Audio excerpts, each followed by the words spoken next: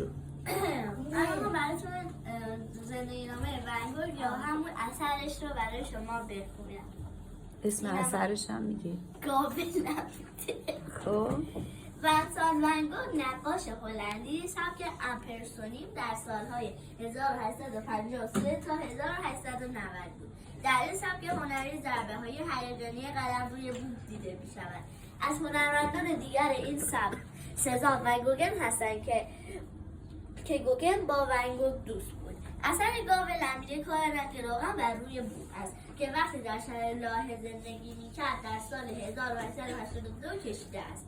ون گوگ به کشیدن طبیعت و آدم‌ها علاقه داشت. همچنین از کافه‌های شبانه مردم طبقه کارگر و مناظر طبیعی نقاشی می‌کشید. او از بیماری افسردگی رنج می‌برد، اما در زمان‌هایی که حال بهتری داشته است از رنگ‌های شاتری در نقاشی‌هایش استفاده کرده است. شب‌های پرستاره، گل‌های آفتاب گردان، سیب زمینی خورها از اثرهای اوست. متشکریم.